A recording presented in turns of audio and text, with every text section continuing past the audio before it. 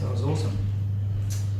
So we've started on a new series, The Names of God, and this is week 2. Al did an introduction last week. Back in the day when you did Cornerstone, when I did Cornerstone, you actually got a report card. And your teachers and farm boss wrote on it. And I remember what Jack Buster wrote on mine. He said, Andrew's a good worker, but he always wants to know why we're doing what we're doing. Why are we digging this trench? Why are we making this trench? Why are we moving this pipe? And some things haven't changed. So why are we thinking about the names of God? Do we want to win a Christian trivia night? Do we want to look clever? Are we trying to pass the theological exam? Why are we considering the names of God? Trivia night. For the trivia night, okay. Sometimes there are good prizes in those nights. The names represent different aspects of God. Yes, and why know about God?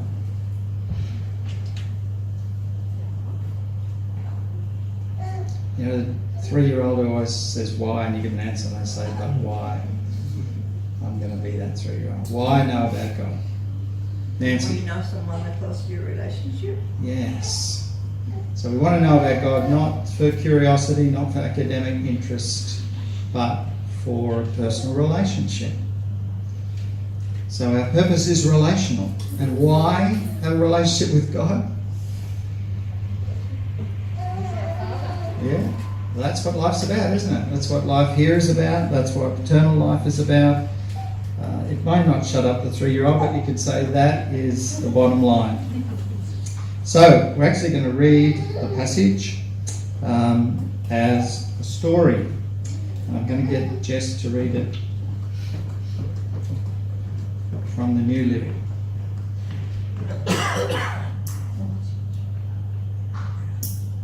Hold still. That was no trouble. Alright, so we're reading in Genesis and from the New Living. But Sarai, Abram's wife, had no children. So Sarai took her servant, an Egyptian woman named Hagar, and gave her to Abram so she could bear his children. The Lord has kept me from having any children, she said to Abram. Go, sleep with my servant. Perhaps I'll have children through her. And Abram agreed. So Sarai, Abram's wife, took Hagar, the Egyptian servant, and gave her to Abram as a wife. This happened 10 years after Abram first arrived in the land of Canaan. So Abram slept with Hagar, and she became pregnant. When Hagar knew she was pregnant, she began to treat her mistress with contempt. Then Sarai said to Abram, It's all your fault. Now this servant of mine is pregnant, and she despises me, though I myself gave her the privilege of sleeping with you. The Lord will make you pay for doing this to me. Abram replied, Since she's your servant, you may deal with her as you see fit. So Sarai treated her harshly, and Hagar ran away. The angel of the Lord found Hagar beside a desert spring along the road to Shur. The angel said to her, Hagar, Sarai's servant, where have you come from and where are you going? I'm running away from my mistress, she replied. Then the angel of the Lord said, Return to your mistress and submit to her authority. The angel added, I will give you more descendants than you can count. You are now pregnant and will give birth to a son. You are to name him Ishmael, for the Lord has heard about your misery. The son of yours will be a wild one, free and untamed as a wild donkey. He will be against everyone, and everyone will be against him. Yes, he will live at odds with the rest of his brothers. Therefore Hagar referred to the Lord, who had spoken to her, as the one who sees me, or El Roi. For she said, I have seen the one who sees me. Later that well was named Bir El Laharoi, and it can still be found between Kadesh and Bered. So Hagar gave Abram a son, and Abram named him Ishmael. Abram was 86 years old at the time. And continuing on in chapter 21. Then the Lord did exactly what he had promised. Sarah became pregnant, and she gave a son to Abraham in his old age. It all happened at the time God had said it would. And Abraham named his son Isaac. 8 days after Isaac was born, Abraham circumcised him as God had commanded. Abraham was 100 years old at the time. And Sarah declared, God has brought me laughter. All who hear about this will laugh with me, for who would have dreamed that I would ever have a baby? Yet I have given Abraham a son in his old age." As time went by and Isaac grew and was weaned, Abraham gave a big party to celebrate the occasion. But Sarah saw Ishmael, the son of Abraham and her Egyptian servant Hagar, making fun of Isaac. So she turned to Abraham and demanded, "Get rid of that servant and her son. He's not going to share the family inheritance with my son. I won't have it." This upset Abraham very much because Ishmael was his son. But God told Abraham, "Do not be upset over the boy and your servant wife. Do just as Sarah says, for Isaac is the son through whom your descendants will be counted. But I will make a nation of the descendants of Hagar's son, because he's also your son." So Abraham got up early the next morning, prepared food for the journey, and strapped a container of water to Hagar's shoulder. He sent her away with their son, and she walked out into the wilderness of Beersheba, wandering aimlessly. When the water was gone, she left the boy in the shade of a bush and went and sat down by herself about 100 yards away. "I don't want to watch the boy die," she said, as she burst into tears. Then God heard the boy's cries, and the angel of God called to Hagar from the sky, "Hagar, what's wrong? Do not be afraid. God has heard the boy's cries from the place where you laid him. Go to him and comfort him, for I will make a great nation from his descendants." Then God opened Hagar's eyes, and she saw a well. She immediately filled her water container and gave the boy a drink. And God was with the boy as he grew up in the wilderness of Paran. He became an expert archer, and his mother arranged a marriage for him with a young woman from Egypt.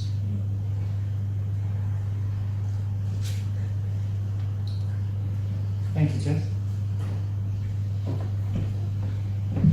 Well read. So, thinking about Hagar.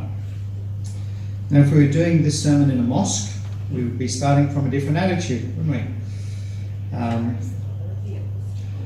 That's right. Hagar is the legitimate wife. She's sort of the hero in Islamic thinking. She's revered as the matriarch, the line through which Muhammad comes. According to some Islamic tradition, she was a princess, the daughter of the king of Maghreb, who was defeated by Pharaoh, and Hagar was taken captive, later to be given to Abraham. In the Hajj, the pilgrimage that the Muslims all are meant to do, they celebrate her search for water by running between hills 7 times. So to them, she's like a heroine, the matriarch, symbol of all that is good about motherhood and womanhood. And anyone know where that is? Mecca. That's Mecca. That's the grand square next to the big mosque in Mecca. And what's going on? That's the Hajj, so they're circling around the Kaaba. And that's the well of Zamzam, which is supposed to be the well that Hagar saw when the angel opened her eyes. Although Mecca is a long way from Beersheba. We won't talk about that. And that's actually the well. I show it to you because what's the chances of us getting to see it? 0. We are not allowed there. So there it is. Okay, so we're not in a mosque, we're in a church. So what's the Christian attitude? Well, it really starts with Paul. So Paul makes an argument in Galatians, and he's really contrasting two sort of approaches. One according to the flesh and one according to the spirit. And he symbolises them with Hagar and Sarah. And Hagar is not the good one in the picture. So she symbolises the earthly Jerusalem, symbolises slavery, symbolises things done according to the flesh. And he even quotes that little tantrum that Sarah has there in Galatians. Get rid of the servant woman and her son, for the slave woman's son will never share in the inheritance. So Paul's got a theological argument going here in Galatians, and he draws an analogy, and he uses Hagar as sort of the bad side of the analogy. So that started the ball rolling. Anyone recognise these guys? Augustine on the left and John Wycliffe on the right. Do you think they had good things to say about Hagar? No, basically continuing the idea that she symbolises everything sort of without God, the depravity of man, the sinful condition, the flesh. How would you like your name to be a by name for that? Carnality, the flesh, slavery. It's not great, is it? Although, what did she do wrong? You could argue she's a better character in the story than Sarah. Interestingly, nowadays, probably the last generation or so since the 70s, if you're a modern Jewish family and you want to show that you support the idea of reconciliation between Jews and Arabs, if you have a daughter, you name her Hagar to symbolise. And this is an international organisation setting about rescuing women and children from trafficking and slavery and oppression. And they thought a great name for their movement would be Hagar. Interesting. So, we sort of know the story. Sarah's giving her servant to Abram. There's an Assyrian marriage contract from 2,000 years earlier than this that says that if a wife is barren, she can give her slave girl to her husband and the child can be an heir. Unless the wife later has a child, then that's an heir. So the point is, it's been around a long time. It's sort of legal, it's understood, accepted, but it's a good thing to do. Have a look at this phrase. Sarah says, perhaps I can, what? I can build a family. The Hebrew word is literally to build, like you might build a house or something. Her plan is to build this family. What was God's plan? Is it supposed to be built by Sarah? No. Plan A was God, a covenant, a promise, miraculous faith. Plan B, Sarah making it happen her way. Impatience being the driving force rather than faith. And the Old Testament is often just descriptive, just says what happens, doesn't necessarily comment on being good or bad, just talks about what things were done. So Sarah's plan B is not a good plan, is it? And maybe there was an element of this. There's Sarah asking her servant to look after her, and there's Hagar asking Sarah to look after her. Maybe there was an element of that with the pregnancy. But it went ugly. So Sarah says to Abram, you are responsible for this wrong, trouble, conflict. The Hebrew word is Hamas. It's interesting, isn't it?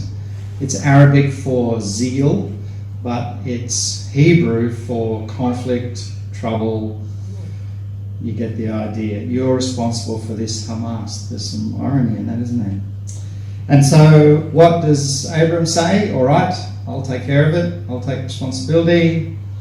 No, he does what men sometimes do, which is to back out, pike out, and say, well, she's your servant. Do what you like. And Sarah mistreats Hagar. So the commentary says the Hebrew word means to treat harshly, cruelly, oppress, punish. But I asked my Jewish friend and Hebrew scholar, Omar, and he said the Hebrew word literally is to torture. So Sarah tortures Hagar. Now just ask yourself, what advice would you give to a pregnant woman in an ongoing domestic violence situation? You would tell her to get out of there, and she does. So she flees. And you can see the path. Where's she going? She's going back to Egypt, isn't she? She's going home. So, what happens? The angel of the Lord finds her beside the spring. Hagar, servant of Sarah, where are you going? It's a pointed question, isn't it? The question actually gives away what the asker knows. So she could say, my name is Bob and I'm just going for a walk, but the credentials of the asker is already out there, isn't it? has identified her by name and her position as Sarah's servant. So Hagar tells the truth, opens up. I'm running away. Go back and humble yourself, literally, is the phrase. Why? Because I'm going to make a great nation out of your descendants. You're going to have a son. His name's going to be Ishmael, which means Ishmael, God hears. So God hears. He's going to be there's the Latin name for those who can pronounce it. For the rest of us, a Syrian wild ass, well known throughout all that region, not very big, said to be famed for its strength and its beauty, but most of all, you could not tame it, undomesticatable. You could not tame it. They did not get on well with people. They did not even get on well with each other. So here's to them having a little fracas. Can you see how that fits the whole line, isn't it? Your son's going to be like that, at odds with his brothers. And she names God El Roi, Jehovah El Roi. What's the big deal about that? The spot gets called Be'er Lahai Roi, the well of the living one who sees me. She gets to name the spot, and everyone gets to know the story. And the story starts to build a picture of this new faith, sort of a new religion about a one true God. And what is he like? What is he like? What does the name of this well tell us? Or Hagar's story tell us? What is he like? He likes the abuse of power. He did tell her to go back.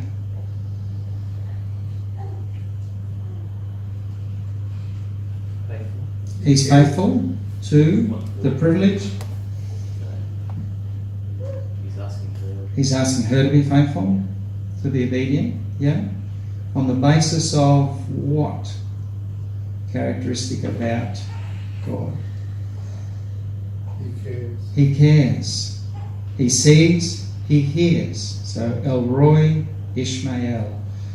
And he acts, doesn't he? So he rescues her. So he cares about even the outcasts, even those without power or privilege or prestige. He cares. So Hagar becomes the first woman to receive a divine messenger.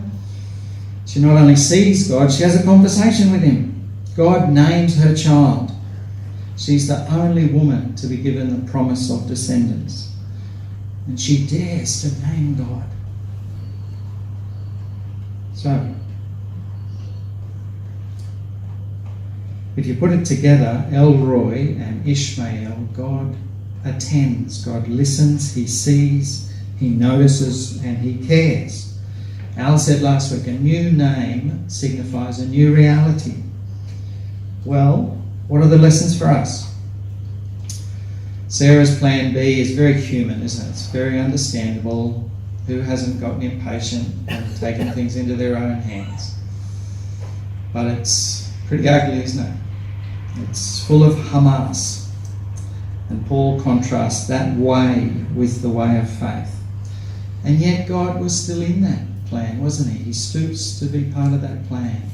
Remember that last bit about Ishmael? He became a great archer. His mum got him a wife from Egypt. Who's that character? Says God was with him. Wow. God was with him. This is a pretty ugly plan B. But God was still with him. Interesting. There is no plan B that you can come up with that destroys your life, that puts you beyond the reach of God. So it's one thing to sort of know that God's watching, a bit like a teacher or some sort of quality control guy with a clipboard. But it's another thing to know that he watches with compassion and care and interest. Let me think of a couple of illustrations. You ever wondered how Peter must have felt after the crucifixion? So he's denied Jesus. Jesus has been arrested, tortured, killed. So there's guilt and shame, great shame. But then this story about a resurrection and sightings, and then they're out fishing and Jesus appears on the shore. Remember the story? What does Peter do? Gets out of the boat to get back as fast as he can. Why? It's really unfinished business between them, isn't there? He's bursting. What does he want to say? Think about what you would want to say. You're sorry. You won't do it again. You just want to devote your life to him. All of this jumble of stuff that you want to say. And after breakfast, Jesus takes him aside. And what does he ask him? Do you love me? Peter says, yes. Jesus says, do you love me?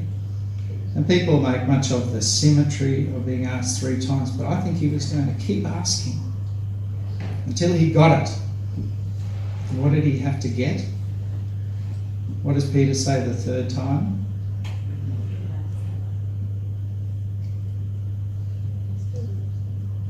The King James says it nicely. Thou knowest all things. The Greek's pretty plain. You know everything. Wait a minute. You know everything. So he finally gets it. All that stuff that he's thinking, how do I express this? How do I communicate it? You know it. And now I can relax and just do the job. And what's the job? Jesus tells him, follow me, feed my sheep. So he can just do that. For Peter, from that moment, it was a relational idea that God knew everything. And he never faltered. Now compare that. So I get up in the morning, my wife's brought me a cup of tea, and I have breakfast, quiet time, head off to work. Just an ordinary day, seeing ordinary people. Molly's a little bit old, 85, not really coping at home anymore. Got to go into a home, but she's not very happy about that. She's terrified, actually. The next patient is Megan, and she's finally pregnant, just when she thought it was never going to happen. So she's over the moon. The next patient is Jane. She's pregnant too, but she does not want to be. The next couple just can't seem to stop fighting. They're really lashing out at each other. The next couple, a little bit further down the track, they've actually called it quits, but now they're locked in some ugly legal battle over their kids. The next lady's husband, she's pretty sure is suicidal, but he won't get help. The next guy's retired, and he suddenly doesn't know what makes him valuable anymore. The next lady's a carer for her disabled son, but his wheelchair's broken, so he can't go to respite, and she's burning out fast. Toby's a Christian guy who's depressed, but in his theology, Christians don't get depressed. Some of the patients are palliative, and they're okay with that. They're brave, surrounded by loved ones, dying well. Some are not dying well. Some are locked in chronic pain, chronic addiction. It's a chaotic mess. Splashes of joy, black, dark shadows, and every colour in between. And all of them change me. So I come home. My wife says, how was your day? What are you going to say? Hard but good. Now the reality is she's had pretty much the same sort of experience. She's gone to work, she's cared for people who are anxious, having operations, maybe finding out they've got cancer. She hasn't gone to work, she's been connecting with people, just like in our prayer time. Things we're giving praise about, things that we're anxious about, things that we're worried about, things that break our heart. And if you ask your teenage boy, how was your day? And he grunts, it's partly because how does he capture it all? Because in his day, well, Mary doesn't like him anymore because it's something that Jack put on Facebook, and now there's a conflict between him and his friend. And he does not have the linguistic capacity to communicate all that. My point is that for human relationships, if they're going to endure, if they're going to have any depth or longevity, then you're going to have to learn to communicate, aren't you? All of that stuff. Otherwise it becomes like little layers distance between you. And men, that's why your wife wants to communicate. Because intuitively she knows it's good. Well, when we say how are you, we often just mean hello. We're not even interested. But when we're still and God says, how are you? It's not because he doesn't know, but it's an invitation, isn't it? It's an invitation to let him in. If you don't know how to pray, it's a great way to start. Lord, you know. Lord, you know I'm really anxious about this. You know I'm really excited about this. Lord, you know I don't know what to think about this. Lord, you know this is killing me. Some people pray with this sort of spiritual gear that is completely detached from the rest of their life. And they just engage it with a sort of grating crunch and then they come back into life. Really, if we're authentic, we begin our prayer life with what's happening for us. We can't help but experience life through us. But worship is a journey from that to God, or bringing God into that reality, isn't it? Like in the Psalms, where you see people with all sorts of things going on in their life. They remind themselves of what's true. That God cares. He listens, he sees, he cares, he acts. So, we don't have a lot in common with Hagar, really.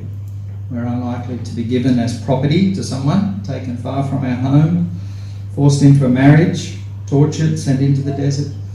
But we've got problems, and we can choose to let God into them deliberately. Brother Lawrence, been listening to again, says, look, we Christians get a simple thing very complicated. Just take the little things of your life and the big things and try to do them with God, through God, and for God. Make that the agenda of your day. To cultivate sweet, continual conversation with him. When you catch your mind wandering, don't rouse on yourself. Just gently bring it back to where it was and go again. Attend to him. Recognize he's intimately present with you. If you don't know what to do, ask him. If you do know what he wants you to do, ask for strength to do it. Commit it to him before you do it. Give thanks after you've done it. That's what it means to make the fact that God sees and hears a relational reality in our life. That's my homework. I hope you make it yours too.